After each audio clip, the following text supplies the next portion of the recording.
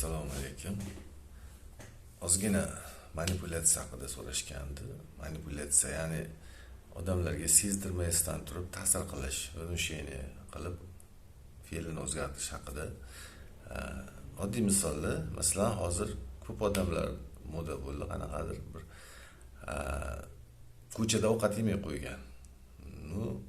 Har xil harom bo'ladi, yomon go'shtdan qiladi degan bir niyam bo'lishi mumkin. Yana bir boshqacha usuli ham bo'lishi mumkin. Masalan, bitta misol, bitta ishi yurishgan ancha bir tadbirkor, puli ko'paygan odamga bitta tanish yo do'sti shunday maslahat beradi-da, do'stim, sizga hech kimga aytmayman, sizga aytay, siz endi ancha pulungiz ko'payib, ishlaringiz yurishib ketdi, sizga ancha dushman odamlar ham paydo bo'ladi. O'shaning uchun siz har xil joyda ovqat yemang. Bir nimalar qo'shib berishi mumkin degan nima bilan haliga do'stlik qilib gapirganda endi o'zicha do'st ko'rsatish bilan. Endi bundan keyin buni ko'rinmas manipulyatsiyani ta'sirini qarangki, haligi odam o'ylab ko'rib to'g'ri aytyapti deydi-da, sekin-sekin ag'da-bag'da ovqat yemay qo'yadi. Faqat uyda o'zini xotin tayyorlagan ovqat yeydigan bo'lib qoladi. Sekin-astalik bilan albatta. Endi qo'rquv tushib qolganda ichiga. Ko'chada stalovoylarda ovqat yemay qo'yadi. Hadisa bahona qiladi, yaxshi ovqat qilmaydi bu yerda. Go'sht chatag'i bu deydi. Asli ichida qo'rquv bor. Qandaydir o'ziga bir nima qilib, zahar bir nima berib qo'yadi degan o'y kirib qolganda unga. O'sha hovuzchidagi do'sti aytmasdan oldin bu fikr xayoliga ham kelmagan uni.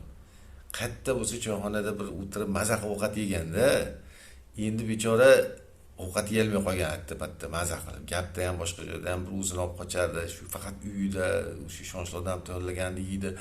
Tobora bu kuchayib borib fobiyaga aylanib qoladi oxiri. Fobiya vahima bosadigan bo'lib qoladi. Yegani mazasi bo'lmaydi.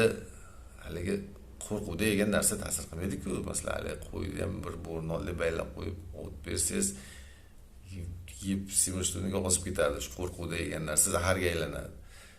Shu bilan haligi o'zini tamom qiladi u odam. Yeganda maza bo'lmaydi, bir hozir bir balo kasallarga uchrab ketib qoladi. Ana bittagina oddiy внушение bilan yaxshilik qilaman deb do'st bo'lib gapirgan ta'sirida qanchalik odamni o'zgartirib yuborish mumkin. Asli agar qo'rquv bo'lmasa, Xudo tavakkal.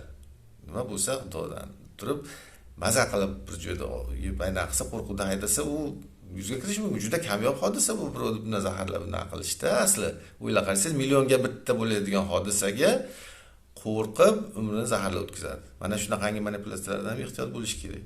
Bu bitta turi, bunaqa turi ko'p, bunaqa manipulyatsiyalarni o'ziga odamga ko'rintirmay, bildirmasdan turib ta'sir o'tkazish. Keyingi soat nimada seanslarda yana gaplashamiz boshqa manipulyatsiyalar haqida.